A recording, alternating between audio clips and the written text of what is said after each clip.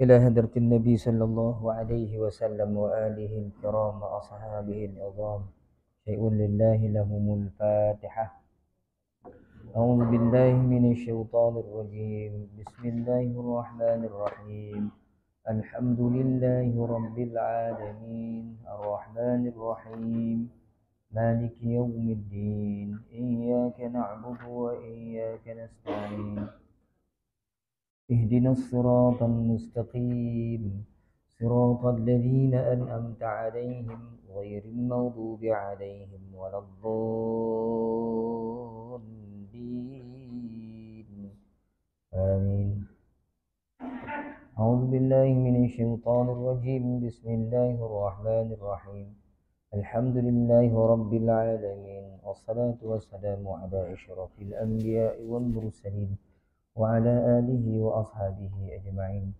اللهم يا عليم علمنا من علمك ما ترضى به عنا ولا تؤاخذنا بما تعلمه منا. يا عليم خلقنا بخلق العلم وحققنا بحقائق العلم. رب اشرح لنا صدورنا ويسر لنا أمورنا واحلل عقدة من ألسنتنا يفقه أقوالنا والحمد لله رب العالمين. أعوذ بالله من الشيطان الرجيم. بسم الله الرحمن الرحيم. السلام عليكم ورحمة الله تعالى وبركاته. الحمد لله والصلاة والسلام على رسول الله وعلى آله وصحبه ومن والاه. أشهد أن لا إله إلا الله وأشهد أن محمدا عبده ورسوله أما بعد. Yang berusaha pengurusi surau beserta dengan ahli jawatan kuasanya, ashabul fadilah, tuan-tuan guru, tuan-tuan imam, ketua-ketua masyarakat, tuan-tuan haji, puan-puan hajah, tuan-tuan, puan-puan, hadirin, hadirat yang dirahmati Allah Subhanahu wa taala sekalian. Alhamdulillah tuan-tuan dan puan-puan, seperti biasa sama-sama kita panjatkan kesyukuran kehadiran Allah di awal-awal majlis ini. Mudah-mudahan dengan kita bersyukur kepada Allah Subhanahu wa taala, Allah Subhanahu wa taala akan menambahkan lagi nikmatnya kepada kita. Mudah-mudahan kita sentiasa sihat, lebih-lebih lagi waktu bulan Ramadan makin dekat. Mudah-mudahan kita dapat menyambut Ramadan dalam keadaan sihat walafiat dan kita dibenarkan oleh Allah Subhanahu wa taala untuk beribadah semahu kita, mudah-mudahan insya-Allah. Serta kita mohon pada Allah agar diberikan kekuatan jiwa rohani kepada kita untuk sentiasa bersemangat dalam melaksanakan ibadah puasa, dan mudah-mudahan insya-Allah ditambah dengan ibadah-ibadah yang lain sepanjang puasa ini, mudah-mudahan insya-Allah. Allahumma amin. Jadi malam ni tuan-tuan, kita sambung kembali kuliah tafsir kita masih lagi dalam surah Al-Ghashiyah, dan malam ni kita bermula pada muka surat yang ke-96.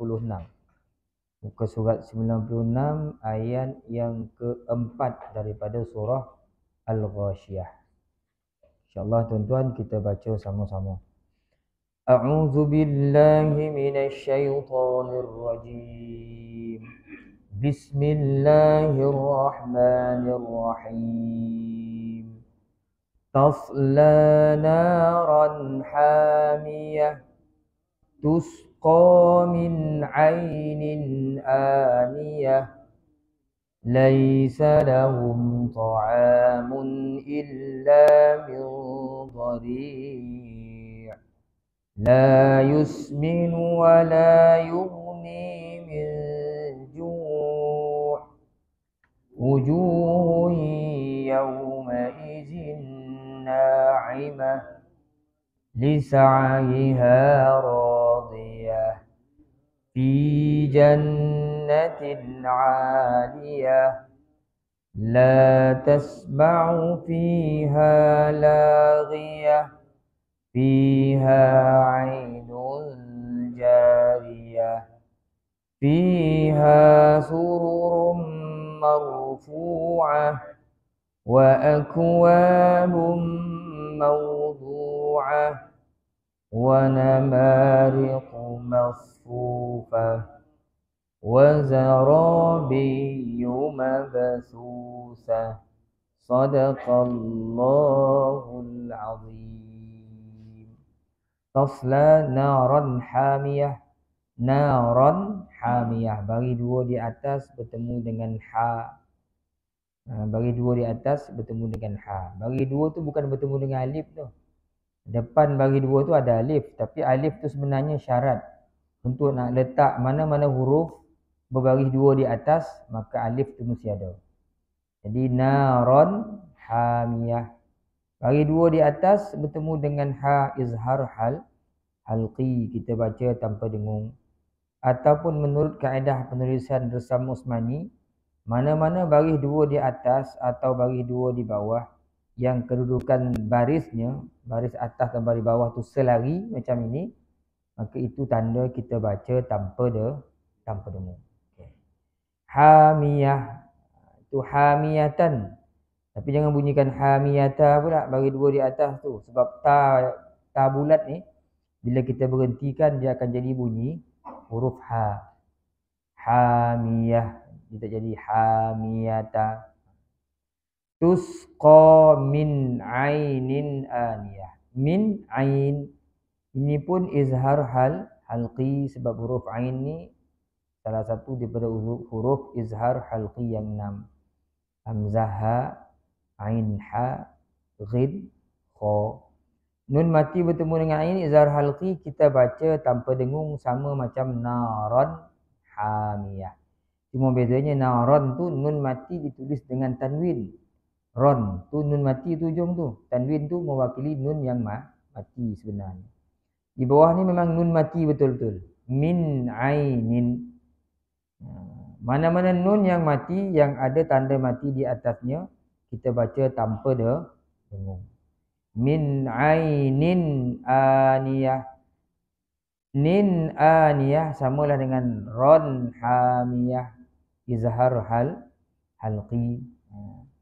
Kemudian laisa la aniyah tu mad badal. Aniyah tu dua harakat mad badal. Laisa lahum ta'amun. Hum ta. Mim mati bertemu dengan ta, ini izhar syafawi, kita baca tanpa dengung. Semua mim yang mati dalam Quran yang ada tanda mati di atasnya, kita baca tanpa dengung. Sama seperti nun yang mati. Lahum ta'amun illa. Baris dua di hadapan bertemu dengan hamzah berbaris bawah.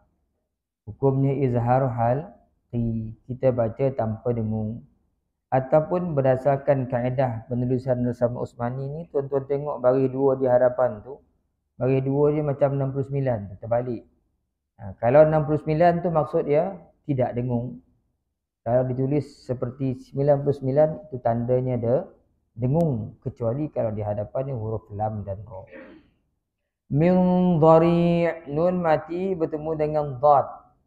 Yang ini hukum dia ikhfa hakiki. Mana-mana nun yang mati yang tiada tanda mati di atasnya, kita baca dengan dengung, kecuali kalau di hadapannya huruf lam dan ra. Min dhari'.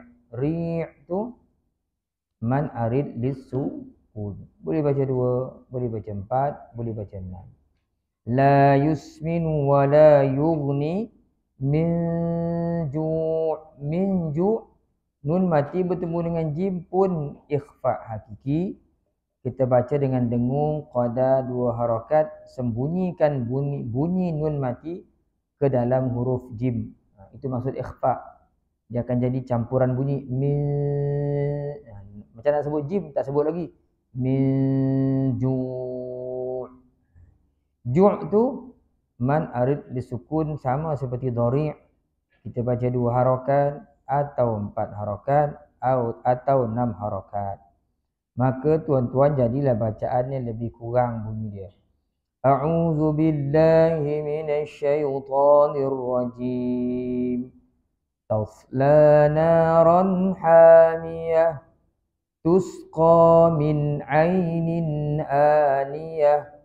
laisa lahum ta'amun illa min dhari' la yusmin wa la yughni min ju'. Sadaqallahul azim. Sedikit daripada sudut ilmu tajwid. Jadi kita kena tiap hari tuan-tuan kena perbaharui ilmu tajwid ni, kita kena cuba mantap-mantapkan supaya akhirnya nanti bacaan Quran kita lebih cantik seperti mana ia diturunkan. Jadi baca seperti mana ia diturunkan oleh Jibril kepada Rasulullah. Mudah-mudahan kita baca pun begitu juga insya-Allah. Jadi tuan-tuan, dari sudut tafsirannya, tasla naran hamiyah, memasuki api yang sangat panas, yakni neraka. Siapa yang masuk api neraka ni? Kita masih lagi membincangkan kumpulan orang-orang yang dihinakan oleh Allah di akhirat nanti. Dia bermula pada ayat yang kedua tu, wujuhun yawma idzin khashi'ah. Allah Ta'ala sebut banyak muka besok di hari akhirat, hari itu mereka tertunduk hina. Jadi kita bincang sini jenis orang yang tertunduk hina. Orang-orang yang kafir, yang kufur dengan Allah Subhanahu Wa Taala, itu golongan pertama yang Allah Taala bincangkan dalam ayat ini. Di mana sebelum itu kita dah bincang, ada wajah-wajah yang Tuhan hina, kemudian dia latih bekerja keras, lagi penat di dunia, akhirnya tasla naran hamiyah, memasuki api yang sangat panas, yakni neraka. Tuan-tuan tengok muka surat 97 tu. Itu dia punya apa? Tafsirannya. Kemudian disebutkan balasan orang kafir itu, iaitu perenggan yang kedua muka surat 97 tu. Bawah ayat Quran. Muka mereka dimasukkan ke dalam api yang sangat panas dan tak dapat digambarkan betapa panasnya. Hanya wajiblah kita beriman dengannya. Digambarkan penduduk neraka itu apabila merasa dahaga dan minta minum untuk menghilangkan dahaga mereka, didatangkanlah air yang sumbernya sangat panas dan tidak dapat menghilangkan hausnya. Itulah yang menjadi minuman mereka.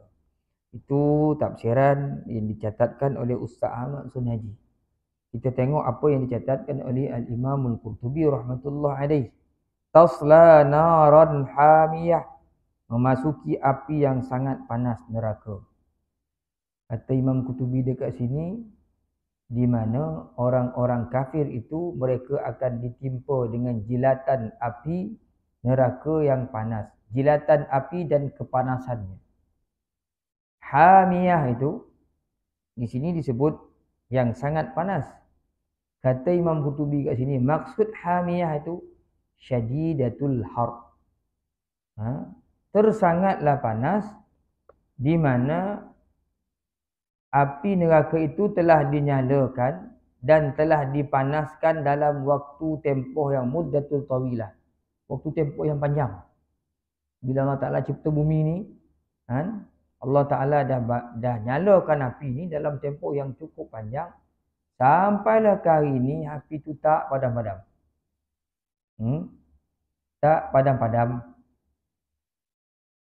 Kemudian ada ulama, Imam Qurtubi menyebutkan, nanti mungkin ada orang bertanya, kenapa pula Allah Ta'ala sifatkan dengan api neraka yang sangat panas, sedangkan manusia semua tahu memang api panas pun. Sebenarnya apa yang disampaikan oleh Allah Ta'ala dengan api neraka yang sangat panas, semua orang tahu api panas. Kalau Allah Ta'ala sebut memasuki api neraka, cukup lah. Memang neraka panas, tak ada neraka sejuk. Jadi di sini Imam Qurtubi dia bawakan, di sana ada beberapa ulama yang memberi pandangan apa maksud hamiyah itu, panas itu. Kenapa perkataan panas itu Allah Ta'ala letak kat sini, dan apa maksud panas tu? Berdasarkan pandangan-pandangan ulama. Kata ulama yang pertama, kumpulan yang pertama menyebutkan yang dikendaki dengan panas itu, yang Allah Ta'ala sebut hamiyah itu maksudnya annal murada bidzalika annaha daimatul. Mana api neraka ni dia panas memanjang. Panas memanjang. Saya tak betul dia bahasa tu. Sentiasa panas. Bukan panas memanjang. Sentiasa panas dan dia tidak seperti api dunia. Yang hilanglah panasnya apabila api itu padam. Hilanglah panasnya. Tetapi api neraka ni dia daimatul him. Dia panjang, dia sepanjang masa dia panas. Dia tak ada padam-padam. Sejak ia diwujudkan oleh Allah Subhanahu Wa Taala. Itu maksud hamiyah. Ada pula golongan yang kedua mengatakan panas tu dengan maksud apa? Kenapa dikatakan panas tu? Ulama menyebutkan di sini bahawasanya hamiyah itu maksudnya panas api neraka tu. Neraka tu jadi panas, jadi hamiyah. Sebab apa? Kerana pelanggaran dosa yang dilakukan oleh manusia. Dan melanggar larangan-larangan Allah. Dulu kita dah bincang sebelum ni, tuan-tuan perasan. Kalau tuan-tuan perasan, api neraka ni bertambah panas-panas dia bila mana lagi banyak orang melakukan maksiat kepada Allah Subhanahu Wa Taala. Panas, dia panas, dia panas, dia panas, dia panas. Sampailah sepanas yang mungkin yang Allah Taala berdasarkan kuasanya, bila ada orang melakukan maksiat, larangan-larangan Allah dilanggar, maka dia makin panas, makin panas, makin panas. Itu pandangan yang kedua daripada ulama kita, maksud hamiyah itu. Ketiga mengatakan hamiyah itu maksudnya perlambangan kepada kemurkaan dan kemarahan. Api ini betul-betul goram ke orang-orang yang buat maksiat ni. Jadi disebutkan hamiyah. Sedia membakar sesiapa saja yang menjadi penghuni dia. Disebut hamiyah itu maksud ghaizun wa ghadab. Ghaiz ni kemurkaan dan kemarahan. Jadi api neraka tu nak lambang bila sebut hamiyah tu panas kerana murka dan marahnya pada orang yang melakukan maksiat, melanggar larangan-larangan Allah Subhanahu Wa Taala. Di situlah tempat orang-orang yang kafir dimasukkan oleh Allah Subhanahu Wa Taala. Kemudian disebut tusqa min ainin aniyah. Ahli neraka ni diberi minum dengan air dari sumber yang sangat panas. Aniyah tu ainin, air, aniyah sangat panas.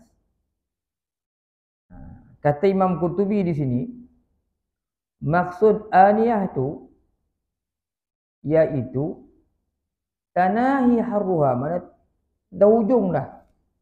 Dah habis panas. Itulah yang paling panas dah. Tak ada panas dah Allah Taala letakkan tu paling panas. Kemuncak kepada kepanasan. Paling panas. Akhir darjah paling panas yang Allah Taala buat. Dan disebut di sini oleh dalam kitab-kitab tafsir menyebutkan falau waqa'at nuqtah minha ala jibali dunya lazabat. Kata Imam Qurtubi kat sini, kalaulah setitik saja air yang panas ini yang diberi minum kepada ahli neraka ini, nuqtah ni setitik daripadanya diletakkan di atas gunung di dunia ini, lazabat, gunung tu akan hancur. Lazabat ni meleleh, hancur gunung tu kerana panasnya air yang diminum oleh ahli neraka. Itu gunung. Bayangkan orang yang minum, itu yang disebut dalam ayat dalam hadis-hadis Nabi itu, menghancur duluhkan laluan air sampailah ke lubuk. Tu elok balik, kami minum balik, elok balik, minum balik. Dia tak ada musnah, dia tak ada matinya. Supaya akhirnya mereka, manusia yang duduk dalam neraka ni, sentiasa merasakan azab. Kullama nadidat juluduhum baddalnaha juludan ghairaha liyazuqul azab. Setiap kali kulit mereka hancur, terbakar, kami tukar kulit baru supaya mereka ni sentiasa merasakan azabnya duduk dalam neraka. Kemudian kata Al-Hasan, aniyahnya maksudnya puncak kepada segala kepanasan.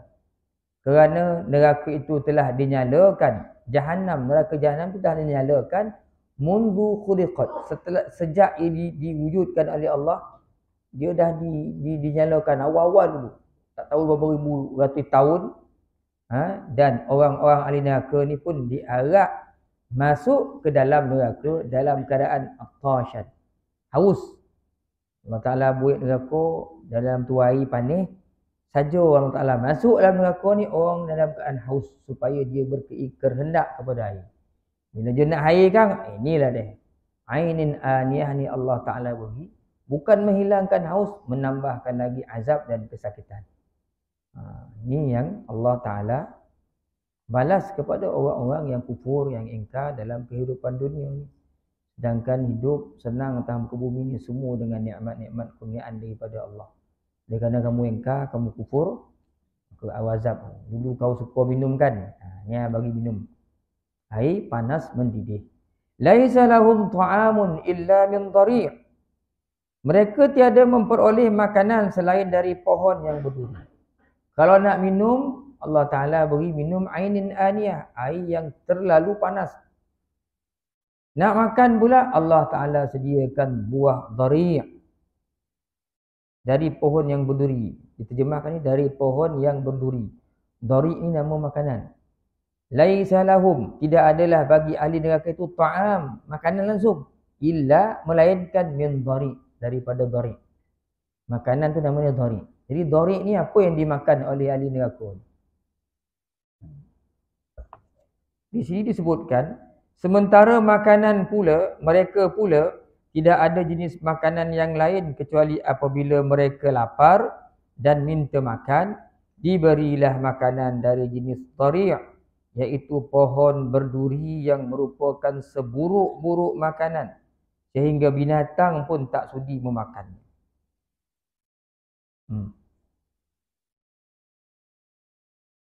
Kata Imam Qutubi dekat sini, dhari' ni makanan yang disediakan li ahli nar, untuk ahli neraka.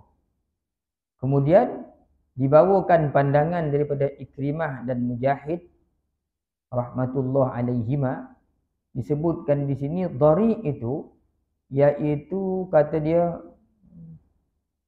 nabat, sejenis tumbuh-tumbuhan yang berduri yang hidup di bumi. Orang-orang Quraisy menamakan pokok ni, buah ni dengan nama syabrak. Saya pun tak tahu syabrak ni buah apa benda. Bila dia basah, faidha ya, bila dia kering, dia jadi kering, dia dinamakan dhari'. Ini orang Quraisy. La taqrabu dabbatun wala bahimah wala tar'ahu. Tak ada binatang melata merayap nak makan buah ni, pokok ni, makanan ni. Tak ada binatang liar ke, hatta binatang ternakan pun tak nak makan. Kerana apa? Sammun qatilun. Pohon ni dia beracun, membunuh, kemudian dia akhwasut ta'am, seburuk-buruk rupa makanan. Kemudian kata Imam Qutubi lagi, seburuk-buruk makanan, dan itulah pandangan ammatul mufassirin, kebanyakan ahli tafsir. Jadi dhari' ni kita faham, dia sejenis pokok, tumbuh-tumbuhan, buah lah, yang berduri, yang ada kat bumi katanya. Dan dia tidak pernah didekati oleh mana-mana binatang yang merayap, yang berjalan ke apa. Binatang ternakan pun, binatang buas pun tak nak makan. Binatang apa nama binatang, tak ada yang makan buah ni. Kerana dia beracun, dia boleh membunuh, kemudian dia seburuk-buruk makanan yang ada dalam bumi ni. Itulah pandangan ahli tafsir tentang dhari'. Kemudian Ad-Dhahhak meriwayatkan daripada Ibnu Abbas. Kata dia ada pandangan lain. Dhari' ni kata dia, iaitu sejenis tumbuh-tumbuhan yang dihanyutkan oleh air laut. Naik ke darat. Dia dinamakan dhari'. Di mana dia makanan ni, sebenarnya makanan ni untuk haiwan, untuk binatang, bukan untuk manusia. Yang itu Allah Ta'ala bagi makan ahli neraka.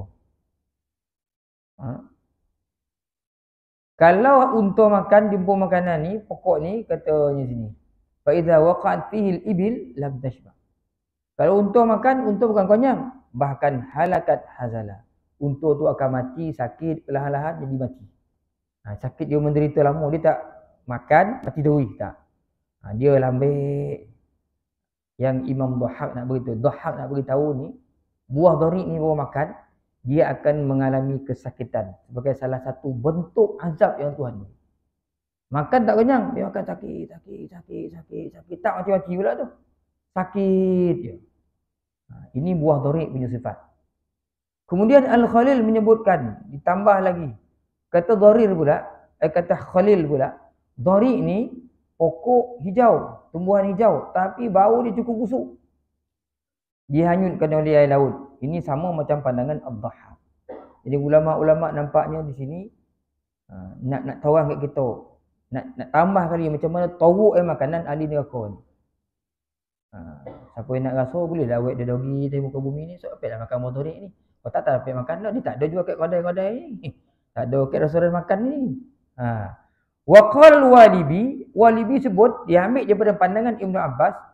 Kata Walibi, Ibnu Abbas yang sebut, kata Walibi. Dia adalah satu pohon jenis pokok yang keluarkan buah daripada api neraka, daripada neraka Jahannam asal pokok ni. Dia ada dalam neraka je, pokok dorik ni tak ada kat luar. Kata Walibi.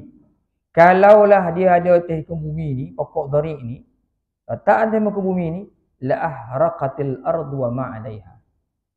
Pokok dorik ni dia ada kat neraka je. Kalau Allah Taala jadikan dia tumbuh kat dunia ni, pokok tu akan membakar bumi seluruhnya dan juga apa yang ada, habis. Jadi api sebenarnya, pokok tu daripada api, orang makan. Kemudian adalah pandangan-pandangan yang lain, banyaklah pandangan.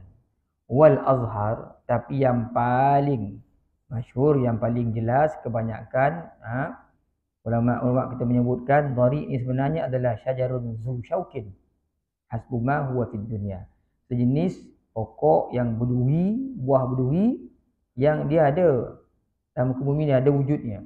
Ada raman yang macam itu. Sehingga Ibnu Abbas radhiyallahu anhu membawa satu hadis Nabi. Katanya ad-dari' syai'un yakunu fin nar. Syabbihu syauq ashaddu murarah min as-sawar wa antanu min al-jifah wa aharru min an-nar sammahu Allahu dari'a. Nabi sebut dalam hadis. Nabi sebut dari' ni sesuatu makanan buah yang sebenarnya ada dalam neraka. Dia mirip-mirip mirip-mirip macam duri, berduri-duri. Sangatlah pahit daripada sabar. Sabar ni nama pokok makanan. Kita tahu sabar ni apa. Sangat pahit daripada pokok sabar. Lebih busuk, sangat busuk daripada bangkai. Lebih busuk daripada bangkai. Lebih panas daripada neraka lagi. Api tu. Makanan dharik ni. Allah Ta'ala namakan dia sebagai dharik. Untuk makanan ahli neraka. Makanan ahli neraka. Sehingga kan ada banyak ulama menyebutkan, disampaikan kepadaku. Kata, siapa sebut ni? Khalid bin Ziyad. Khalid bin Ziyad mengatakan, Sami'tul Mutawakkil, aku dengar Mutawakkil bin Hamadan ditanya tentang dharik ni. Maka aku dengar Mutawakkil sebut, katanya, dharik itu adalah pokok pohon daripada neraka Jahannam. Yang buahnya dibawa oleh nanah dan darah. Sangatlah pahit. Demikianlah makanan yang disediakan oleh Allah untuk ahli neraka. Kemudian ada pula orang tanya Imam Qutubi, kenapa pula sebut tidak ada makanan ahli neraka? Laisa lahum, tak ada, melainkan dharik. Habis ada ayat, falaisa lahul yawma hahuna hamim wala ta'amun illa min ghislin. Tak adalah minuman mereka hari itu melainkan air panas mendidih, dan tak adalah makanan mereka melainkan ghislin. Ghislin ni darah campur nanah. Habis mana satu makanan ni? Tadi kata dharik, lepas tu ada darah campur nanah lah makanan ni. Makan ni dharik ke ghislin? Ada orang tanya Imam Qutubi, mana satu ni? Ayat ni cakap makanan ahli neraka dharik, yang ni cakap pula makanan dia ghislin. Mana yang betul? Maka Imam Qutubi jawab. Imam Qutubi jawab. Kata Imam Qutubi di sini, neraka ni dia darakat. Sifat syurga kita panggil darajat. Makin tinggi darjat ni, makin tinggi, makin tinggi, makin tinggi. Sifat darjat ni, tinggi, tinggi darjat, tinggi darjat, tinggi, tinggi dipanggil darjat. Syurga, neraka kita panggil darakat. Dia makin ke bawah, makin bawah, makin teruk, makin teruk, makin teruk, makin teruk. Yang paling teruk sedikit dasar neraka dipanggil darakat. Ini bertingkat-tingkat seperti mana tingkatannya syurga. Jadi kata Imam Qutubi, jadi neraka pun dia bertingkat-tingkat. Kan? Dan setiap tingkat itu makanannya berbeza-beza. Kata, Faminhum man ta'amuhu az-zaqqum. Kata Imam Qurtubi, sebahagian daripada ahli neraka ini dalam tingkatan yang lain, dia akan makan buah zakum. Sebab dalam Quran Allah Ta'ala sebut dalam surah apa? Fatir ke? Surah Sabah, surah Fatir Sabah. Inna syajarataz zaqqum ta'amul asim. Sesungguhnya pokok zakum ni makanan untuk orang yang berdosa dalam aku. Allah Ta'ala sebut. Jadi kata Imam Qurtubi, tingkatan yang lain di tingkat ni dia makan zakum. Wa minhum man ta'amuhu ghislin. Awalnya pula tingkat ni dia makan ghislin. Wa minhum man ta'amuhu min dari. Awalnya pula tingkat ni pula dia makan dari. Jadi berbeza-beza. Maknanya nak beritahu di sini sehingga disebutkan oleh Imam Qurtubi ad-dari fi darajatin laisa fiha ghairuhu waz-zakum fi darajatin ukhra. Dari ni dia tingkat yang lain. Zakum ni pula dia tingkat yang lain. Kita lah pergi kedai apa tu restoran Johanta, ambil package makan RM20. Tak sama yang RM50 tu. Tak ada pun siakap mungkin yang siakap tu yang kek RM50 tu, kek RM20 tak ada siakap dah. Bayar RM20 nak makan siakap, tak ada lah. Berbeza-beza tingkat jadi macam ni lah. Dharik lain, tengoklah banyak mana dosa kalau pun jahat mana berkesempatan lah dia makan dharik tu. Tengok orang ni dia dosa makan zakum ya, yang ni taruh makan, ini makan mislin. Jadi Allah Ta'ala dah buat macam tu. Dalam neraka tu bertingkat-tingkat lah, berdarjat-darjat. Allah Ta'ala sediakan untuk orang-orang yang kufur kepadanya dalam kehidupan dunia. Kemudian la yusminu wa la yughni min ju'. Yang tidak menggemukkan dan tidak pula menghilangkan lapar. Orang yang memakan makanan, muka siap 7 bawah sekali tuan. Orang yang memakan makanan dalam neraka itu tidak menjadi gemuk dan tidak akan hilang laparnya. Bahkan sentiasa sahaja lapar dan terpaksalah dhari.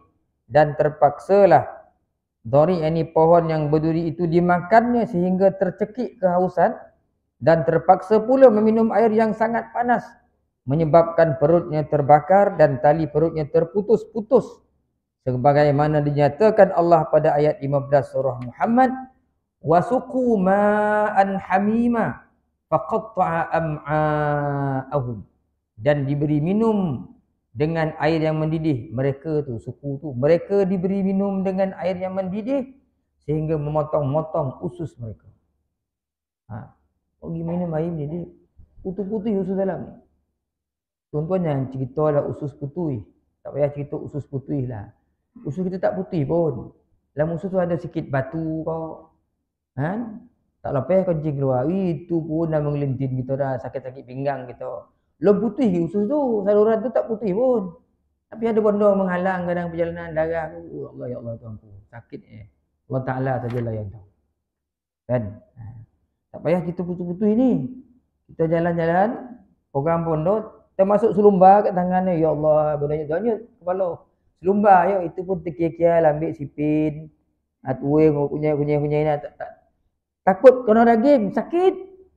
Benda yang mencucuk tu kecil pun lah. Ini pula. Minumlah air ni. Dah putih-putih lah usus. Tuan-tuan yang pernah kena pendik kan. Dulu pendik bola-bola betul. Korek macam korek bau lembu. Sekarang ni. Kata adik saya. Kerja hospital. Tinggi orang. Yang moden. Sikit je. Itu pun bersadar-sadar tu. Ya Allah. Dah habis ubik lali tu. Rasa kena korek leher tu. Yang kena pendik kan. Jangan cerita dalam ni putih-putih. Yang luar ni sakit pun. Dalam ni bila sakit. Lebih sakit. Kerana sifat dia lembut. Organ dalaman ni dia lembut. Bila dia sakit. Dia sakit. Sakit sungguh-sungguh. Berbeza dengan sakit yang di luar ni. Tuan-tuan bayangkan. Diberi minum air panas. Itulah makan tak buah zakum. Buah rasa sakit kat sini. Minumlah air. Membakar keseluruhan. Memutus-mutuskan.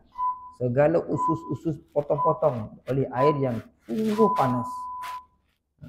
Ini azab yang Allah Ta'ala beri pada orang yang lupa masa dia hidup di muka bumi ni. Dia jadi Tuhan pula. Semua nikmat yang Allah Ta'ala beri, sikit pun tak membuka fikirannya kepada pemberi nikmat. Orang bagi hadiah. Saya selalu sebut tu. Orang bagi hadiah, dia leko dengan hadiah tu. Orang yang bagi tak cakap terima kasih pun. Okey hadiah lah awal. Orang baru bagi dia ni. Terima kasih tuan, tak ada ni bagi dia pun leko. Ui cantik tipu orang. Ini yang jadi iklim manusia ini. Antara hadiah dengan pemberi hadiah, siapakah yang patut untuk kita syukuri? Untuk kita pandang, untuk kita perhatikan. Tentulah yang beri hadiah. Manusia hari ni dia dapat hadiah daripada Allah. Dia dapat rumah besar, dia dapat tanah besar, makanan besar, kenderaan besar, gaji besar, kedudukan besar, rumah besar. Semua besar-besar lah. Dia lupa dah. Kita nampak yang begitu siapa. Dia suka hati dia atas muka bumi ni. Besok kita takut amalan kita berkurangan tuan-tuan. Amalan kebaikan boleh timbang di mizan tak ada pahala yang mencukupi untuk melayakkan kita masuk dalam syurga Allah Subhanahu wa taala. Itu yang paling menakutkan. Saya tuan-tuan nak sambung ni kan. Insya dah masuk. Kita ada tahlil lebih ni kan. Macam biasalah pengusi dah pandang bila nak berhenti ni. Jadi ayat bawah ni 8 ni wujuh yauma idzin naimah ni dia akan cerita pula tentang bagaimana keadaan ahli syurga. Dengan segala keseronokannya. Jadi sebelum saya berhenti tuan-tuan, saya ingatkan diri saya dan diri tuan-tuan, saya selalu sebut kita ni tuan-tuan satu kelemahan umat akhir zaman ni, dia lupa bahawasanya dia berada dalam peperangan. Dia sedang diperangi dan dia diserang dalam setiap saat masa. Siapa yang menyerang kita? Syaitan ni, kiri kanan depan belakang. Saya selalu sebut ni, ke anak murid kita siapa, kita sebenarnya sedang diserang daripada pelbagai sudut. Dan Allah Ta'ala dah beritahu sejak Quran diturunkan awal-awal lagi. Allah Ta'ala beritahu. Tapi manusia macam itulah, dia lupa. Hidup relax je. Dia rasa aman je. Dia rasa dia tak ada dalam peperangan tadi, dia tak ada bodoh, dia rasa aman. Kita bukan kat Palestin, Ustaz, dorang bunyi bom. Sekarang ni yang diserang bukan badan kita. Bukan rumah kita. Yang diserang adalah hati kita. Hati kita ni. Sebab syaitan janji dengan Allah Ta'ala, iblis bukan nak menyerang badan kita, nak menyerang hati je. Menyerang hati pun bukan nak dimamah ada. Dia nak sesatkan daripada fahaman akidah yang sebenar. Kalau janji dia nak menyerang badan kita, tak payah kita semayang dah. Kau takkan nak bertumbuk kita. Kau takkan nak bertumbuk kita. Kiri kanan depan belakang dia datang, atas bawah je. Kan? Allah Ta'ala ingatkan berpuluh-puluh kali dah. Tapi manusia ni dia lupa. Allah Ta'ala sebut innahu lakum aduwwum mubin wa la tattabi'u khutuwatis syaitan. Jangan kamu ikut langkah syaitan. Innahu lakum aduwwum mubin. Syaitan ni musuh kamu yang nyata. Banyak kali Allah Ta'ala sebut musuh kamu yang nyata, musuh kamu yang nyata. Kau jangan ikut. Dan dalam ayat lain Allah Ta'ala dia bagi tahu kita, ya bani Adam la yaftinannakumus syaitan kama akhraja abawaykum minal jannati yanzi'u anhuma libasahuma liyuriyahuma sawatihima innahu yarakum huwa wa qabiluhu min haitsu la tarawnahum. Wahai anak Adam, jangan sampai menipu kamu seperti mana Adam dengan Hawa ditipu oleh syaitan iblis ni sehingga menelanjangkan mereka daripada pakaian kemuliaan syurga mereka. Akhirnya mereka dicampakkan ke bumi. Syaitan ni, iblis ni Allah Ta'ala sebut innahu yarakum huwa wa qabiluhu min haitsu la tarawnahum. Dia ni nampak kamu dari satu sudut yang kamu tak nampak mereka. Allah Ta'ala beritahu lagi. Allah Ta'ala sebut lagi janji syaitan pada Allah Ta'ala ketika mana Allah Ta'ala mengusir syaitan. Allah Ta'ala tanya, qala ma mana'aka alla tasjuda iz amartuk? Qala ana khairum min khalaqtani min nar wa khalaqtahu min tin. Apa yang menyebabkan kau engkar sujud pada Adam ni ketika aku arahkan kau wahai iblis? Aku lebih baik daripada Adam. Aku kau cipta daripada api, Adam daripada tanah. Qala fahbit minha fama yakunu laka an tatakabbara fiha fakhruj innaka minas saghirin. Keluar kau daripada syurga ni wahai iblis. Fama yakunu laka an tatakabbar, kau tak layak untuk membesarkan diri di sini. Innaka minas saghirin. Kau jadi orang yang hina, terhina. Qala anzirni ila yaumi yub'atsun. Ya Allah, oleh kerana kau dah hina aku, kau dah singkirkan aku daripada sini, kau bagi aku peluang, panjangkan umur aku sampai hari dibangkitkan, hari kiamat.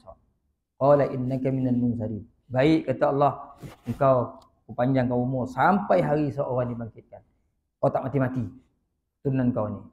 Qala fa bima aghwaytani la aqudanna lahum siratakal mustaqim. Ya Allah, Oleh kerana kau dah sesatkan aku, kau dah cop aku kapi, aku akan sesatkan anak Adam ni daripada jalan kau yang lurus. Ini janji setan bawah ni. Summa la'atiyannahum min baini aydihim wa min khalfihim wa an aymanihim wa an syama'ilihim wa la tajidu aktsarahum syakirin. Aku akan datang daripada depan, belakang, kiri, kanan, sehingga akhirnya ya Allah kau tak akan jumpa seorang pun anak Adam ni bersyukur kat kau. Janji syaitan. Allah Ta'ala ceritakan dalam Quran panjang lebar supaya kita sedar kita sentiasa diserang, diperangi untuk menyesatkan kita daripada jalan yang benar sehingga nanti kita menjadi penghuni neraka. Tapi berapa orang yang ambil tahu? Berapa orang yang ambil kisah? Semua rasa amannya, semua rasa betul ini yang dia buat ni. Sehingga kan diletakkan dalam pemikiran kita ni, kita sembahyang pun dah sempurna dah. Tak payah lagi nak tengok sembahyang kita dah. Semua dah betul, puasa kita buat okey, semua okey. Sehingga akhirnya seolah-olahnya ibadah yang kita buat menjadi macam adat.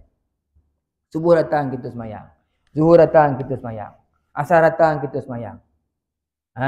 Saya selalu sebut. Syaitan ni, iblis ni, dia nak berhenti kita buat ibadah, dia tak berjaya. Tapi cukuplah, dia dah berjaya besar bila mengurangkan nilai ibadah kita tu. Akhirnya kita sembahyang, mula-mula jadi ibadah. Lama-lama jadi macam adat kebiasaan. Tak pernahlah kita tengok salat kita tu, betul ke tak betul, khusyuk ke tak khusyuk. Tak pernah kita tengok. Rasa macam betul. Kan?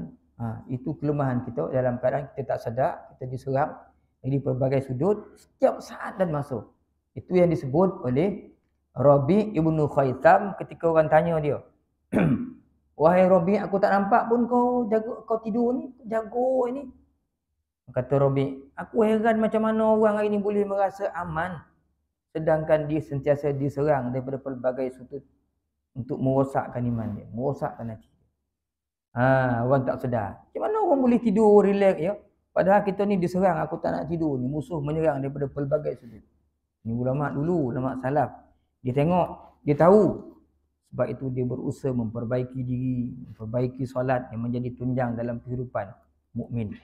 Sampailah ke hari ni manusia akhir zaman dia makin lupa pada Allah Ta'ala yang memberi nikmat besar. Jadi kita jangan jadi macam itu tuan-tuan. Mudah-mudahan kita sentiasa ingat kita ada musuh dan kita kena perbaiki diri. Kalau kita tengok lemahnya iman kita, malah melakukan ibadah, ketahuilah pada ketika itu saat itu jelas kita telah menerima kekalahan daripada syaitan. Malih itu syaitan tu. Jadi jangan jadi begitu. Ramadan dah dekat, mudah-mudahan kita sentiasa beramal dengan baik, dengan cantik, insya-Allah. Sekadahnya tuan-tuan, aku qauli hadza, sallallahu alaihi wasallam. Assalamualaikum warahmatullahi taala wabarakatuh. Berapa bulan tuan ya? 3. Dah bulan 3 tuan. Baru semalam bulan 2 boleh. Dah bulan 3 dah. Ya Allah. Risau tengok masa ni. Mana makin dekat kita nak mati dah tuan. Ini semua dah pukul 5, pukul 6 dalam surau ni. Siapa pula lepas ni? Seorang-seorang pergi. Yang penting tuan kita sentiasa beringat. InsyaAllah. Ada soalan kau? Soalan makruh lagi ni sebab dah dekat puasa ni dia tahlil banyak kan, jadi soalan makruh lah. Ada soalan lah. Bismillahirrahmanirrahim. Alhamdulillahirabbil alamin, wassalatu wassalamu ala asyrafil anbiya'i wal mursalin wa ala alihi wa ashabihi ajma'in. Allahumma zidna 'ilman nafi'a warzuqna fahma. Allahumma arzuqna fahman nabiyyin wa hifzan mursalin birahmatika ya arhamar rahimin. Allahumma a'inna 'ala zikrika wa syukrika wa husni 'ibadatik. Allahumma ya muqallibal qulub, tsabbit qulubana 'ala dinika wa 'ala ta'atik. اللهم ارزق أولادنا بالنجاح في كل امتحان برحمتك يا أرحم الراحمين. اللهم بارك لنا في شعبان وبلغنا رمضان برحمتك يا أرحم الراحمين. اللهم انصر إخواننا المسلمين في فلسطين برحمتك يا أرحم الراحمين. والحمد لله رب العالمين. تسبيح كفارة dan suratul As. Subhanakallahumma wa bihamdik asyhadu an la ilaha illa anta astaghfiruka wa atubu ilaik. Bismillahirrahmanirrahim. Wal 'asr innal insana lafi khusr illa alladhina amanu wa 'amilus shalihat wa tawasaw bil haqq wa tawasaw bis sabr. Wallahu a'lam bissawab.